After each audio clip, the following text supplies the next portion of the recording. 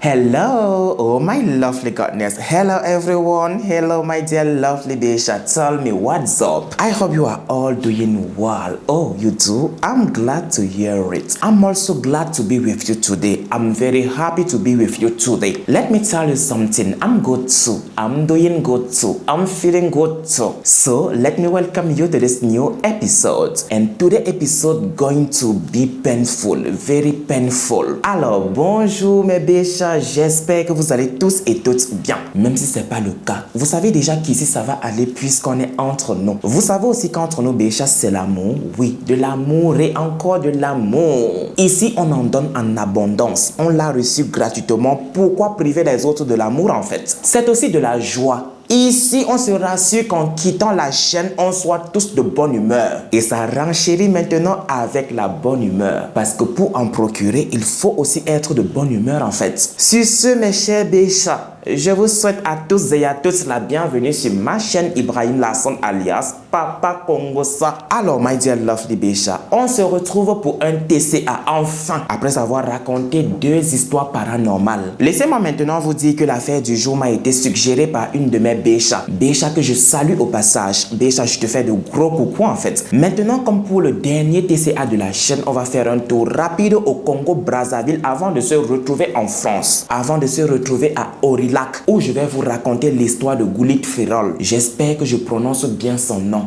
Goulit Ferrol. De toutes les façons, avant de vous spoiler l'histoire, laissez-moi revenir sur le titre. Vous voyez très bien une rencontre fatale sur Facebook. Il va la tuer 3 ans après leur rencontre. Ce n'est vraiment pas ce qui s'est passé. Ferrol n'a du tout pas rencontré son mari sur Facebook. Mais de son vivant, elle a tenu à ce qu'on sache qu'elle avait rencontré son mari sur Facebook. Pourquoi est-ce qu'elle a fait ça? Personnellement, je ne le sais du tout pas en fait. Mais de toutes les façons, 3 ans après être arrivé à Aurillac en France, son mari va l'égorger comme un animal. La raison, je ne vais du tout pas vous le dire en introduction. Je vais vous inviter à vous installer confortablement comme je le suis actuellement. Je vais aussi vous demander de vous prendre quelque chose à boire et à grignoter. Sans oublier le pouce bleu en l'air pour supporter la chaîne. Je voulais plutôt dire pour encourager les recherches. Maintenant que c'est fait, je vais tous vous demander de vous mettre dans le mood de la story.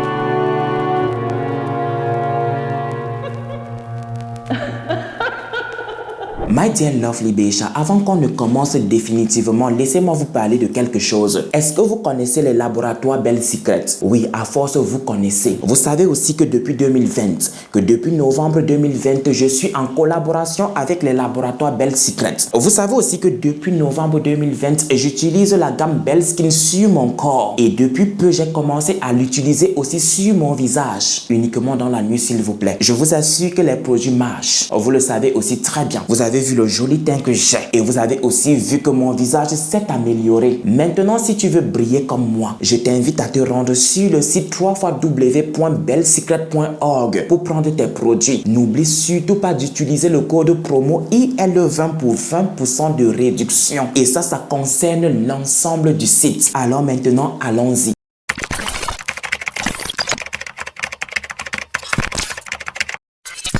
Goulit Ferrol est né le 18 juillet 1990 à Sibiti, une ville du Congo située entre Brazzaville et Pointe-Noire. Sibiti est située à 320 km de Brazzaville et à 380 km de Pointe-Noire. Ferrol est la toute première née de Génie Passy et d'un père inconnu. C'est triste de le dire, mais elle n'a jamais connu son père. Elle ne l'a même jamais rencontré. À ce qui paraît, lorsque Passy lui a annoncé sa grossesse, il a pris ses jambes à son cou. Il l'a fui sans regarder derrière lui. Soit dit en passant qu'il ne voulait du tout pas gâcher son avenir et sa vie. Mais il était prêt à gâcher l'avenir et la vie d'une autre personne. De toutes les façons, Passy va prendre cela sur elle et va mener à bien sa grossesse. Et quelques mois plus tard, 9 mois plus tard, elle va donner naissance à Goulit Ferrol. Je vous assure que c'est dur pour Passy, mais elle tient. rien. Elle ne désespère pas, surtout concernant l'amour. Ce n'est pas parce qu'un connard lui a brisé le cœur que tous les hommes vont lui briser le cœur. C'est ainsi que quelques années plus tard, elle va rencontrer un homme merveilleux. Il veut faire quelque chose de sérieux avec elle. Il va même aller jusqu'à l'épouser. Et quelques années après, ils vont avoir leur tout premier enfant. Mais après la naissance de cet enfant qui est une fille, le couple va se briser. Elle a désormais 2 enfants à sa charge. Fort heureusement pour elle, elle a un petit frère qui est déjà bien assis. Pour diminuer les charges sur sa grande sœur, le petit frère va prendre sous son aile Ferrol. Il va l'éduquer comme s'il s'agissait de son propre enfant. Vous savez, dans la vie, il n'y a jamais 2 sans 3. Je ne sais pas pourquoi je n'arrive jamais à bien prononcer le chiffre 3. Je suis sûr que vous m'avez entendu bugger. Et c'est parce que je voulais plutôt dire le mot 3. Est-ce que le mot 3 existe? C'est plutôt le chiffre 3. De toutes les façons, je vous ai dit, Passy croit toujours en l'amour. Ce n'est pas parce que 2 connards sont déjà passés dans sa vie qu'elle va désespérer. Voilà que quelques années plus tard, elle va encore rencontrer le bonheur. Celui-ci est bien décidé à finir ses jours avec elle. C'est le genre de femme qu'il a toujours souhaité avoir à ses côtés. Et voilà que quelques années après, ils vont recevoir, ou je voulais plutôt dire, ils vont accueillir leur tout premier enfant. Cela fait au total 3 enfants pour Passy. Vous savez la raison de tout ce tohu-bohu? C'est tout simplement parce que je voulais vous faire comprendre que Ferrol est l'aîné d'une fratrie de 3. Encore ce chiffre qui me tape sur le système respiratoire. De toutes les façons, je suis déjà né, je dois me conformer à cela. Molière a dit que c'est comme ça. Qui suis-je pour dire oh? Ferrol était une personne pacifique. Elle aimait plus que tout la paix. C'était également une fille réservée. On ne l'entendait pas vraiment. C'était une fille qui n'aimait du tout pas la bagarre. Elle n'avait pas beaucoup d'amis. Elle était aussi super calme, mais elle rayonnait de joie. Elle prenait tout avec le sourire. Elle avait aussi ce côté maternel et très protecteur, ce qui faisait que tout le monde l'appréciait, tout le monde l'aimait. Je pense sincèrement que si je continue comme ça, je ne vais du tout pas m'arrêter avec les qualificatifs de Ferrol, tellement c'était une bonne personne. Elle n'avait qu'un seul but, réussir dans la vie et réussir sa vie. Elle voulait se sortir et sortir sa mère ainsi que ses frères et sœurs dans la pauvreté. Cette motivation-là lui donnait la force, la niaque de se réveiller tous les matins et de surtout se donner à fond dans ses études. Laissez-moi maintenant vous apprendre qu'on a fait un tour rapide dans le temps et que nous sommes en 2006. Ferrol a 16 ans et voilà que Jean-Jacques Lucas, le grand frère à sa tante, le frère de la femme de son oncle chez qui elle vit. J'espère sincèrement mes béchas que je ne vous ai pas perdu. Est-ce que nous sommes sur la même longueur d'onde?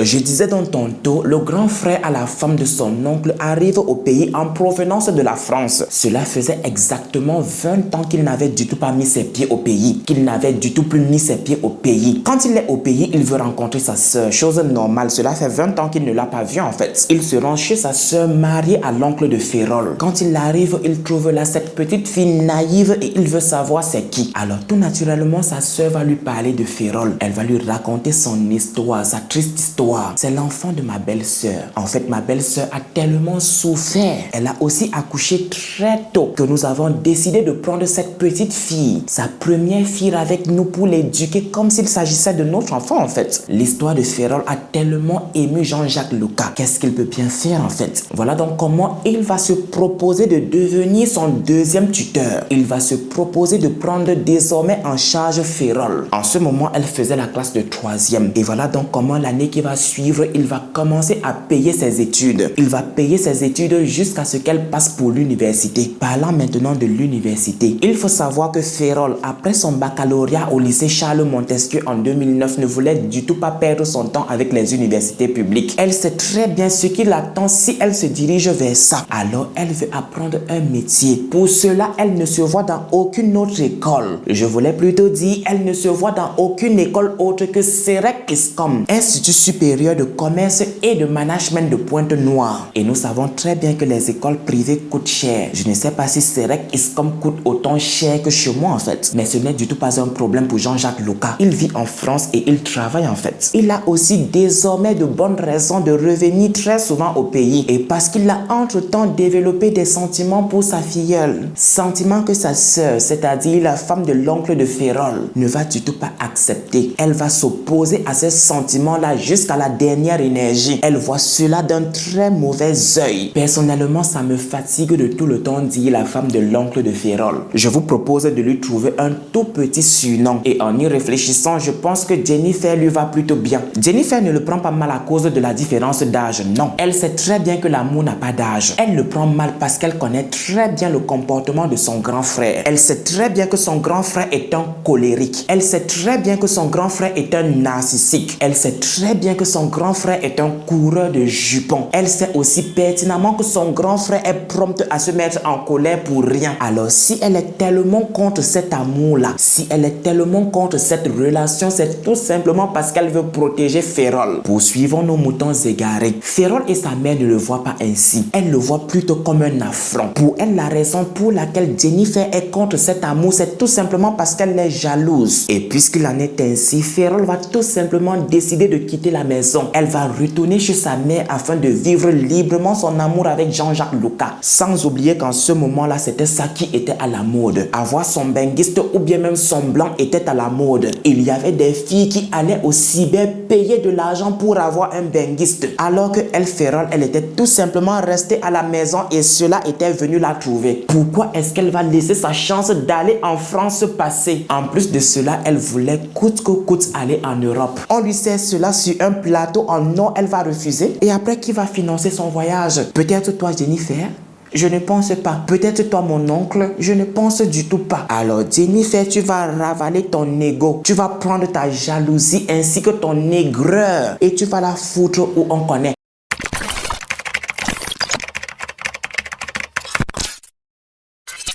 My dear lovely Bécha, maintenant que j'ai votre attention, on va parler de Jean-Jacques Lucas. Jean-Jacques Lucas est né au Congo en 1964. Ceci dit, lorsqu'il a rencontré Ferrol, elle avait 16 ans et lui, il avait 42, 26 ans de différence d'âge. Ne vous inquiétez pas, ça ne dérange ni Ferrol ni même sa mère. En ce moment, pour Ferrol, tout ce qui compte, c'est l'amour qu'elle a pour Jean-Jacques Lucas et aussi le fait qu'après le mariage, elle allait s'installer en France avec son mari. Sa mère aussi ne s'empêche de visualiser son enfant déjà installé en France. J'espère que j'articule très bien mes béchas. C'est vrai aussi que parler comme ça fait passer Ferrol d'opportuniste. Mais vous savez quoi? Elle-même se targuait de dire à toutes ses copines qu'elle avait trouvé son pacha sur Internet. En fait, en ce moment-là, à cette époque-là, en 2006 au Congo, on appelait les Sugar Daddy Pacha. Et c'est aussi la raison pour laquelle, lorsqu'elle est morte, on a dit qu'une mauvaise rencontre, une rencontre fatale sur Facebook. C'est au tribunal que Jean-Jacques Lucas est revenu sur leur rencontre. Il a dit dans les moindres détails comment est-ce qu'il avait rencontré sa femme. Parlons maintenant de la mère de Ferrol. Dites-moi sincèrement, quelle mère africaine n'aurait pas pensé comme elle en fait? N'aurait pas visualisé son enfant déjà installé en France? Peut-être nos tantines qui ont beaucoup d'argent, pour qui aller en Europe n'est pas une fin en soi. C'est à la fin des années 80 que ses parents ont décidé de l'envoyer à Saint-Étienne en France pour continuer ses études. Laissez-moi vous dire qu'une fois arrivé en France, Jean-Jacques Lucas est bien plus occupé à courir derrière les femmes qu'à étudier. Il est plus intéressé à courir derrière les fesses des femmes qu'aux études pour lesquelles on l'a envoyé en France. Et dites-vous qu'à cause de ça, il va rater ses examens. J'étais plus occupé à courir derrière les femmes qu'à lire mes cours. C'est ce qu'il a dit lorsqu'il était au tribunal. Contrairement maintenant aux autres hommes, Jean-Jacques Lucas assume plutôt bien son statut de coureur de jupons. Après maintenant Saint-Étienne, Jean-Jacques Lucas va s'installer dans la loi où il va entretenir une relation de 2 ans avec une Française. Il faut dire que lorsqu'il est arrivé, il était vraiment focus sur les Françaises. Est-ce que c'était pour avoir les papiers? Ça, personnellement, je ne peux le dire. Est-ce qu'il voulait changer son statut d'étudiant à statut de? Personnellement, je ne peux le dire. Pour ne pas qu'après on dise que c'est Ibrahim qui a dit que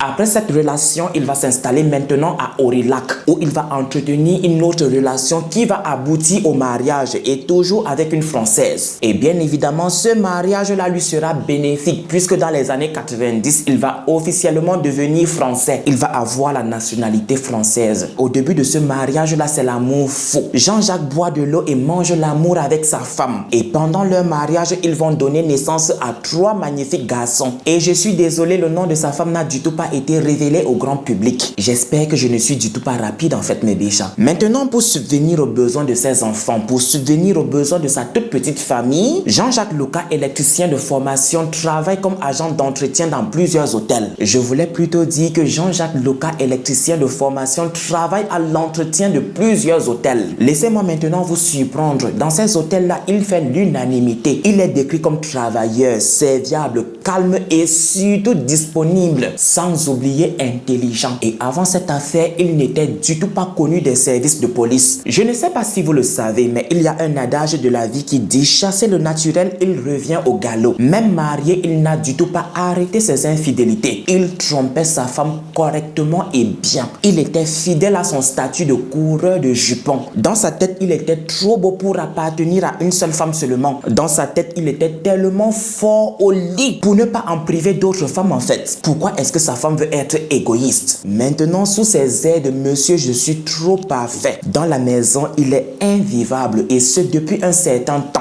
Et voilà que quelques années de mariage après, sa femme a décidé de demander le divorce. Elle n'en pouvait du tout plus de ses nombreuses infidélités. Et elle supportait encore moins son narcissisme. Parce que comme l'a dit sa sœur, c'était une personne narcissique. C'est une personne narcissique parce qu'il vit encore. Maintenant, après le divorce avec cette Française-là, Jean-Jacques Loca veut rentrer au pays. Il ne veut plus du tout de femme blanche dans sa vie. Maintenant, il veut une femme noire, surtout une Congolaise soumise. Une femme que quand il va dire passe ici, elle va passer. Une femme que quand il va dire va là-bas, elle va aller. Et ce sans rouchiner, s'il vous plaît. Parce qu'avec sa femme, de temps à autre, il faisait le ménage dans la maison. Et lui, en tant qu'homme congolais, ça ne l'arrange pas du tout. Il veut une femme qui va faire tout cela. Voilà pourquoi il rentre se ressourcer au pays. Et comme vous le savez déjà, c'est en 2006 qu'il a connu Ferrol. Et ce lors d'un voyage au pays. L'année qui a suivi, il a pris Ferrol à sa charge. Premièrement comme tuteur, mais après comme petit ami. Et si avant il le faisait en cachette. En 2012, ils vont officiellement devenir amants. Figurez-vous que Jean-Jacques Loca n'est pas retourné au Congo cette fois-ci pour s'amuser. Non, il est là pour consommer la relation. Et voilà qu'en novembre 2012, Ferrol va lui annoncer une très bonne nouvelle. Elle est enceinte de lui. Oh my lovely goodness. Même si ce n'est du tout pas son tout premier enfant, il est bien ému. Et voilà que le 20 juillet 2013, Ferrol va donner naissance à un joli petit garçon qu'ils vont nommer Seth. Et si maintenant cela vous intéresse, elle a accouché ici au Maroc à Casablanca. Elle a accouché au centre hospitalier universitaire de Casablanca. Vous l'avez aussi compris, c'est le tout premier enfant de Ferrol et c'est le 4e de Jean-Jacques Loca. Voilà maintenant qu'après son accouchement, le jeune couple va passer à l'étape supérieure. Ils vont se marier la même année au Congo. Le mariage des rêves de Ferrol. Le mariage des rêves de la mère de Ferrol. Laissez-moi vous dire qu'avec ce mariage, la Ferrol se voit déjà en France. La mère de Ferrol visualise déjà aussi son enfant installé en France. Et comme je l'ai tantôt dit, qui ne le ferait pas à leur place? Et voilà qu'en décembre 2014, Ferrol va arriver en France avec Seth et ce grâce au regroupement familial. Maintenant, à leur arrivée en France, précisément à Aurillac, Jean-Jacques fait tout et tout pour les mettre à l'aise. Chaque jour qui passe, il lui montre qu'elle est la femme de sa vie. Chaque jour qui passe, il lui montre que sans elle, il ne peut rien, que sans elle, il n'est rien. Au début, ils mangent l'amour et boivent de l'eau.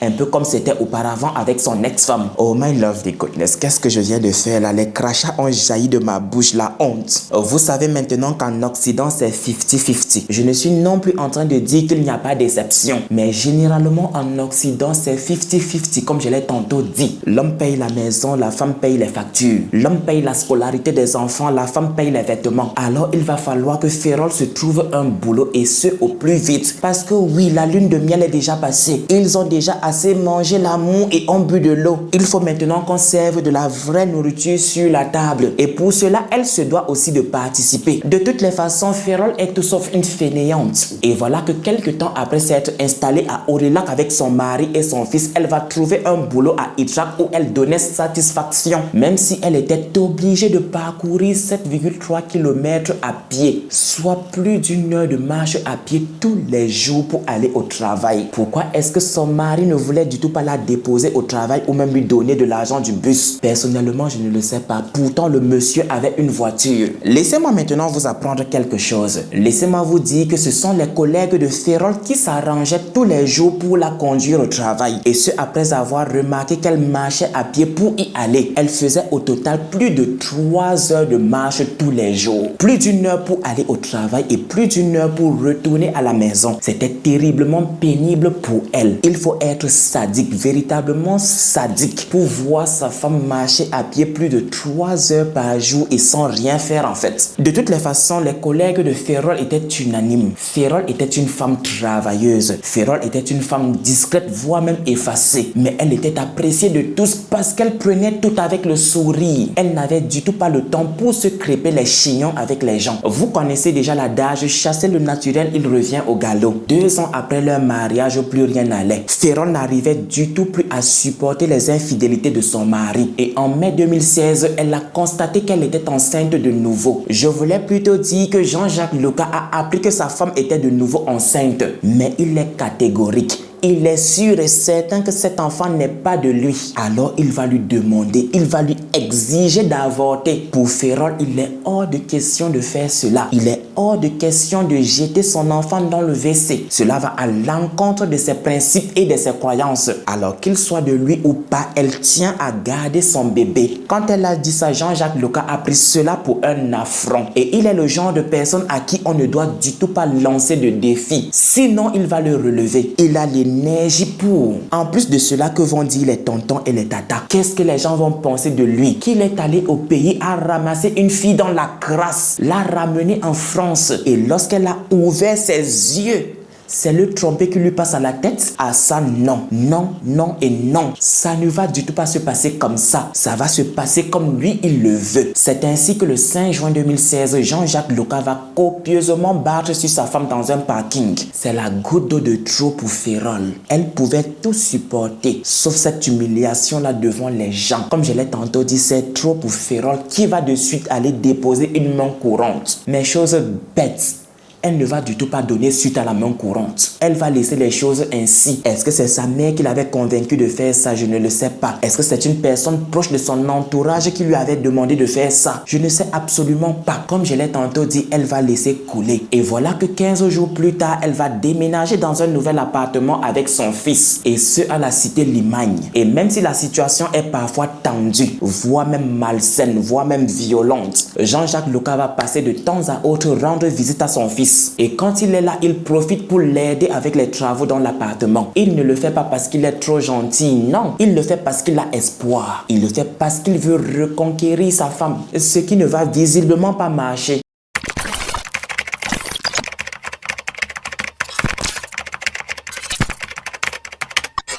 Laissez-moi vous dire que depuis qu'il est séparé de sa femme, il ne dort vraiment plus. Il fait d'horribles cauchemars. Il voit tout le temps sa femme dans ses rêves, dans les bras d'un autre. Il est convaincu qu'elle voit déjà un autre alors que le divorce n'a même pas encore été prononcé. Comment est-ce qu'elle peut se comporter comme ça? Comment est-ce qu'elle peut lui faire cela en fait? Lui qui est très endetté après l'avoir fait venir en France. Et là, elle veut déjà le quitter après 3 ans de mariage. À la non. Et ce, même si on emprunte une dizaine, ça ne se peut pas. Ce fameux soir du 11 août 2016, Jean-Jacques Loca imagine sa femme dans les bras d'un autre. Il imagine sa femme dans les bras de ce bel inconnu qui en plus de cela ne vit pas loin de chez lui. What is going on there? Ce soir-là, il est bien décidé à en découdre. Il est bien décidé à leur régler leur compte. Il va alors prendre son couteau de suivi qu'il va cacher dans son pantalon de sport. Après cela, il va fermer la porte et démarrer sa voiture direction l'appartement de ce bel inconnu. Direction l'appartement de celui-là qu'il soupçonne tourner autour de sa femme. Si j'arrive là-bas qu'ils sont ensemble, je le tue, je la tue et on perd tous. Quand il arrive à l'appartement du bel inconnu, il est reçu en bas. Le bel inconnu est inquiet de la tournure que peut prendre les choses. J'espère encore que j'ai bien articulé. Voilà qu'après un avertissement, Jean-Jacques Loca est rassuré parce que sa femme n'est du tout pas avec le bel inconnu. Il va alors entrer de nouveau dans sa voiture, redémarrer et direction l'appartement de Ferrol. Il est convaincu que Ferrol est dans son appartement avec un homme. L'homme qui sera avec elle, je le tuerai et je la tuerai en même temps.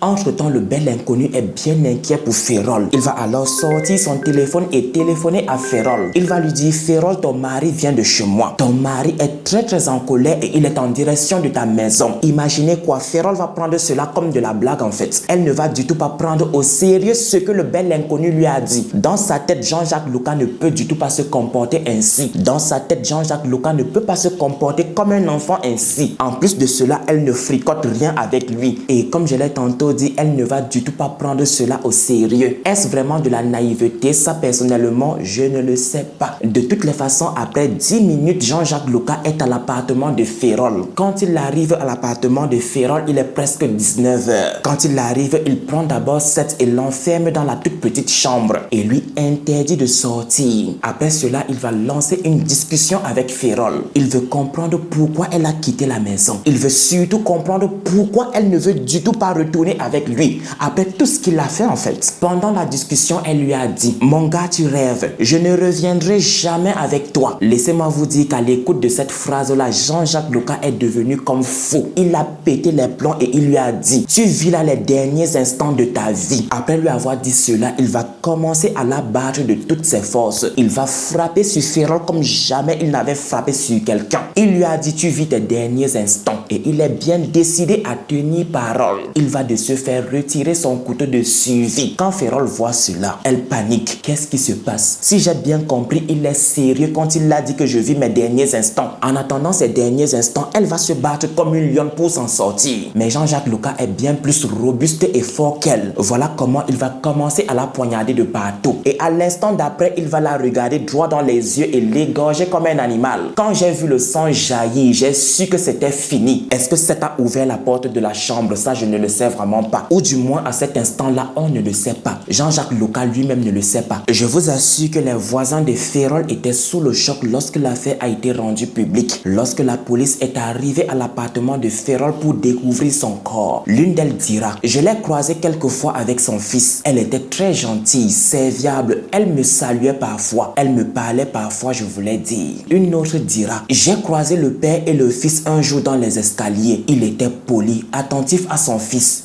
Il avait l'air normal. Quant à la voisine du palier, elle a dit: ils étaient calmes, on n'entendait jamais rien, à part bien sûr le petit, qui comme tous les bébés s'exprimait un peu fort. Laissez-moi vous dire qu'après avoir tué de sang-froid sa femme, Jean-Jacques Loca a récupéré leur enfant et est retourné à son appartement situé à la rue des Frères Géraud, où il a lavé son couteau de suivi. Et après avoir tourné sur lui, il a décidé d'appeler l'une des collègues de Ferrol pour faire des aveux, pour lui dire: ah, comme tu vois comme ça, moi je viens de tuer Ferrol. Bien évidemment, c'est cette collègue qui va se charger d'alerter la police. Frédéric Almendros, le procureur de la République, dira: une dame nous a appelé le jeudi soir pour nous dire que le conjoint d'une de ses collègues lui avait avoué qu'il venait de tuer sa femme. Laissez-moi encore vous dire qu'avant d'appeler même cette collègue-là, Jean-Jacques Loca a d'abord appelé sa petite sœur au pays parce qu'il savait très bien que cela allait retomber sur elle. Et quand elle a entendu ça, elle a tout simplement plié bagage et elle a foutu le camp. Elle a pris ses jambes à son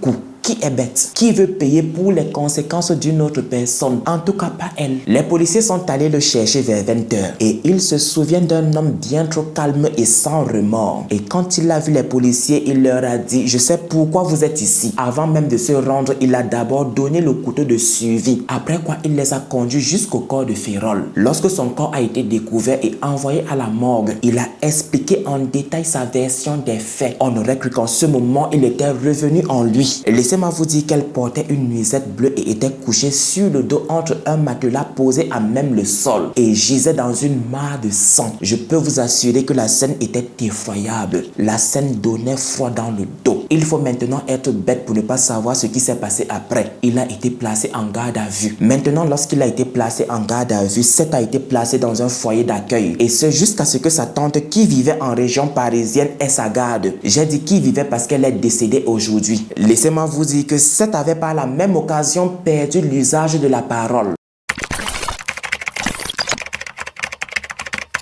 Après avoir procédé à des examens, le médecin légiste a confirmé que c'était la plaie de 12 cm qu'elle portait au cou qu'il a emporté en quelques dizaines de secondes. Il a également dénombré au total 13 coups de couteau sur l'ensemble de son corps, y compris le coup fatal du cou. J'ai failli bugger. Il dira maintenant pour conclure son expertise qu'elle n'avait aucune chance de s'en sortir. Que même si les urgences étaient arrivées à temps, il n'aurait rien fait pour elle. Tellement son pronostic était engagé. Tellement la plaie qu'elle avait au cou était profonde.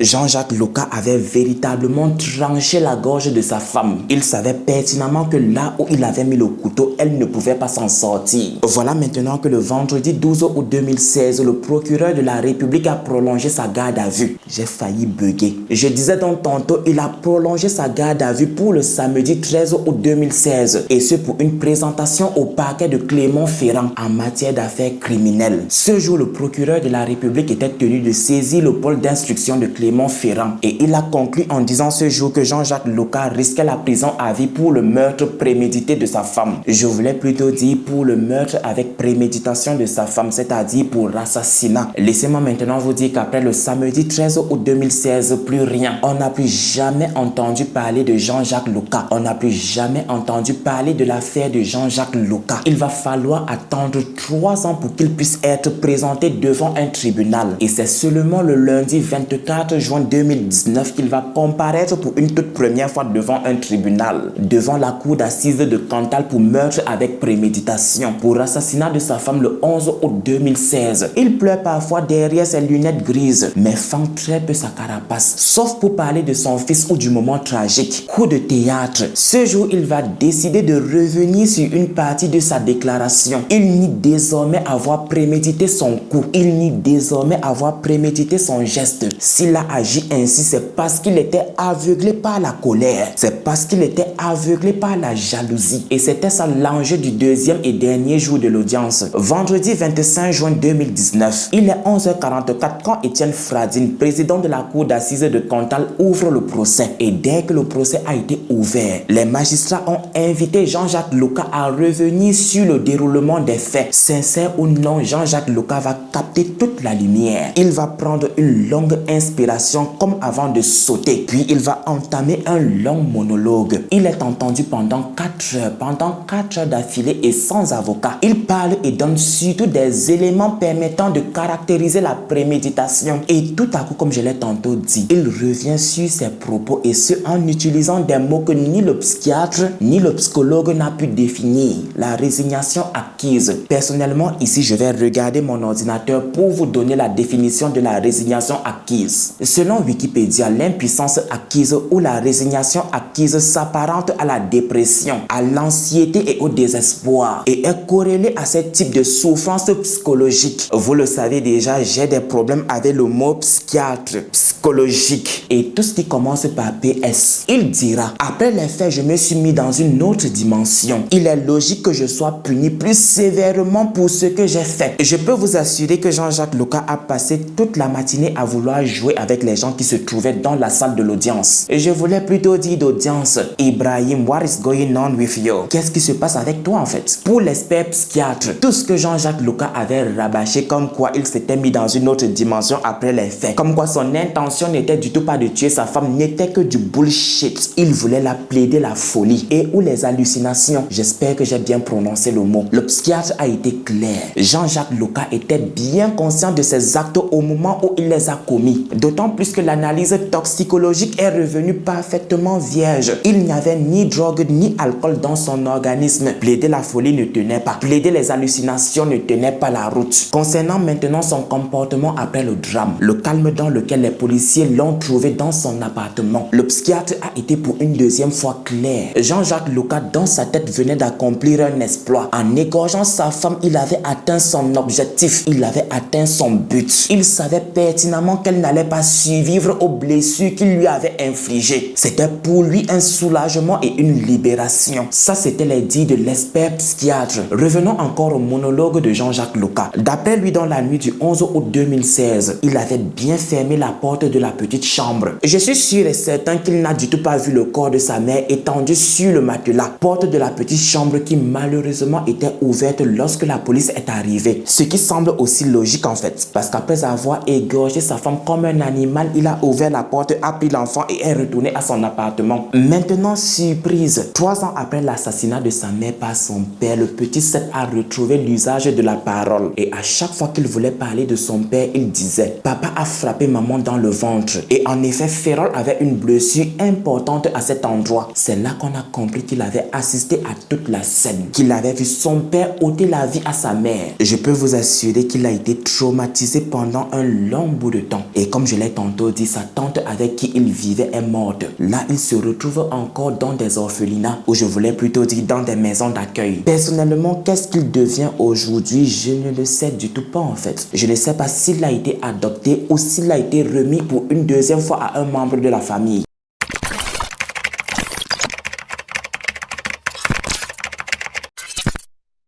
Laissez-moi vous dire que Jean-Jacques Loka a conclu son long monologue, son monologue interminable en s'excusant auprès de son avocat. Je ne veux plus me permettre de vivre. C'est une honte que la peine de mort n'existe plus. Je suis d'accord. J'ai pris la vie de quelqu'un qui ne demandait qu'à vivre. En plus de cela, il fait de l'ironie en fait. Il dit qu'il est peiné que la peine de mort n'existe plus. Il aurait bien voulu passer sur la chaise électrique ou bien même il aurait voulu mourir par pendaison. Tu te moques de toi-même, Jean-Jacques Loka. Je ne peux pas me le pardonner. Ce n'est plus la peine de m'appeler monsieur. Je ne suis plus un homme. Ok, on a compris Jean-Jacques Loka. On a compris madame ou bien mademoiselle. Il a maintenant quitté les jurés en expliquant qu'il voulait s'engager pour la cause de la violence pour les femmes en prison et en expliquant qu'il ne voulait du tout plus. Je voulais plutôt dire en précisant qu'il ne voulait du tout pas se projeter dans l'avenir. Est-ce que je veux pouvoir à nouveau circuler librement sur la route, embrasser mes enfants ainsi que mes petits-enfants? Bien sûr. Pour une personne qui ne veut du tout pas se projeter dans l'avenir, tu as des ambitions. Tout ceci s'est passé avant la pause déjeuner. Les jurés sont restés les yeux rivés sur l'écran lorsque sont apparues les photos particulièrement dures de la scène de crime. Vous voulez que je vous raconte un fait curieux? Lorsque les photos sont apparues sur l'écran, Jean-Jacques Loka n'a pas levé les yeux devant les photos particulièrement violentes de la scène de crime. Il est resté immobile, le visage entre les mains, c'est-à-dire qu'il avait fait ça. Tellement lui-même, il n'y croyait pas. Tellement pour lui-même, ces photos étaient très dures. Malheureusement, je n'ai du tout pas retrouvé les photos sur Internet. Sinon, je l'aurais partagé sur mon Twitter, pas sur ma chaîne. Sinon, YouTube allait me faire quelque chose en fait. Lorsqu'ils sont revenus de la pause, les deux parties civiles ont pris la parole. Représentant Seth, Patricia Papi a dénoncé la froideur de Jean-Jacques Loka mise en évidence tout au long du procès. Seth, qui en ce moment était âgé de 5 ans, n'était du tout pas une victime indirecte. Selon Patricia Papi, Seth avait régressé après cet événement et il avait des réveils nocturnes. Elle a aussi dit que Seth avait une phrase récurrente dans la bouche et ce lorsqu'il n'arrivait pas à obtenir ce qu'il voulait dans la cour de récréation et c'était « je vais te tuer » parce qu'il avait entendu son père le dire à sa mère. J'espère sincèrement que Seth ne finira pas comme son père. J'espère sincèrement qu'il sera bien encadré. À 2 ans, assister à l'assassinat de sa mère, c'est vraiment dur en fait et ça ne peut qu'être traumatisant. Représentant maintenant les parents de Ferrol, François-Xavier Matsunga a nuancé les aspects culturels de l'affaire. L'accusé est arrivé en France il y a 30 ans en provenance du Congo et la victime l'a rejoint il y a 3 ans. Coureur de jupons, Jean-Jacques Loka tente de justifier son comportement par la polygamie. À un moment donné, l'avocat va se fâcher et citer l'article 121 du Code de la famille congolaise. Bien que la polygamie existe, la monogamie est la règle. L'accusé est intelligent, mais il met son intelligence au service de son narcissisme. À ce niveau, je dois aller dans le plus grand des calmes, sinon je vais me blesser. Slovia Stelzig, l'une des magistrats à la cour d'assises du Cantal, a à ce jour invité tout le monde à se focaliser sur la première version que Jean-Jacques Loka avait donnée, et ce lorsque la police l'avait interpellé dans le plus grand des calmes. D'autant plus qu'en ce moment, il n'avait rien fait pour fuir ses responsabilités. Il l'avait dit ce jour à l'enquêtrice sociale. Je lui avais dit que ça finirait comme ça et elle ne m'a pas cru. Alors pour Slovia, les accusations pour meurtre avec préméditation étaient justifiées. Maintenant pour Anne-Peggy Julien, l'avocate de la défense, l'avocate de Jean-Jacques Loka, il s'agit d'un crime passionnel au sens propre du terme. Et devant la cour, elle a lu le passage du livre La barbarie des hommes ordinaires du psychiatre Daniel Zagouri. Je sais très bien que j'aime mâchouiller et ce parce qu'il y a psychiatre à l'intérieur. Que vouliez-vous que je fasse? Ce passage dit ceci: il a été placé dans une situation qu'il n'a pas pu gérer. Il se souvient maintenant de 4 coups de couteau alors qu'il y en a eu 13. Il voulait que ça s'arrête. Il s'est dit, je vais donner d'autres coups de couteau et après tu ne seras plus là. Dites-moi, que pensez-vous des arguments de la défense en fait? Personnellement, je trouve ça un tout petit peu non Ibrahim. Faut du tout pas donner ton avis. Jean-Jacques Loka, à ce qu'on pouvait s'y attendre, n'a eu qu'une toute petite réaction à l'écoute des motivations de la cour d'assises du Cantal, et ce lu par le président Étienne Fradine. Et voilà que moins de 2 heures après s'être retiré pour délibérer, la cour d'assises du Cantal a rendu son verdict. Jean-Jacques Loka a été condamné à 25 ans de prison pour avoir assassiné sa femme, une peine moins lourde que ce que avait demandé l'avocate générale. Slovia avait demandé la prison à vie, et bien que contestée, les jurés et les 3 magistrats ont ont retenu la préméditation. Celle qui était présente dans l'appartement lorsque son père a sauvagement poignardé sa mère. Lorsque son père a égorgé comme un animal sa mère, s'est vue accorder 70 000 de dommages et intérêts, alors que Patricia Papi avait estimé le préjudice à 110 000 euros. Et quand Jean-Jacques Loca a entendu cela avec beaucoup de prétention, il a dit: pour mon fils, elle ne demande pas grand chose. Je vous assure que le gars était culotté. Il était bien plus que culotté. Il était pantalonné et il avait surtout du répondant. Il devait également verser la somme de 80 000 euros à la famille de Ferrol, dont 50 000 à la mère de Ferrol. À l'annonce du verdict, Jean-Jacques Loca semble soulagé. Maître Peggy Anne Julien a déclaré: ça lui donne des repères, même s'il ne se projette pas dans l'avenir. Et après l'annonce du verdict, Jean-Jacques Loca et le ministère avaient 10 jours pour faire appel de la décision. Est-ce qu'ils l'ont fait? Je ne sais pas et je ne pense pas parce que je ne l'ai lu nulle part. Oh my lovely godness, my dear lovely Bécha, c'est ici que s'achève l'histoire. C'est ici que s'achève la terrible histoire de Goulit Ferrol égorgé comme un animal par son mari, et ce devant les yeux de son enfant de 2 ans parce qu'elle voulait refaire sa vie. Dites-moi maintenant ce que vous avez pensé de son histoire en commentaire. Dites-moi si elle vous a plu. Quand je dis si elle vous a plu, c'est tout simplement vous demander si j'ai bien relaté l'histoire. Et si c'est pas le cas, n'hésitez pas aussi à me le faire savoir en commentaire. De toutes les façons, lâchez-moi vos pouces bleus en l'air. Partagez la vidéo avec votre entourage. Dites-leur qu'ici on fait du très bon boulot. Et aussi pour que notre communauté continue à s'agrandir. De là, on se reprend à très bientôt. May God bless you, kiss. Mais Bécha, s'il vous plaît, revenez. Ne faites jamais confiance en qui que ce soit. Gardez vos gros yeux grands ouverts. Car c'est votre propre orteil ce qui joue aux innocents. C'est votre propre orteil ce qui joue aux innocents. Qui finira un jour par vous trahir. Qui finira un jour par percer votre chaussure. Mais vraiment, on a beaucoup souffrance. On a beaucoup eu la tort. On est souffert. On est tellement souffert maintenant. Mais vraiment, on a beaucoup souffrance. On a beaucoup eu la tort. On est souffert. On est tellement souffert maintenant.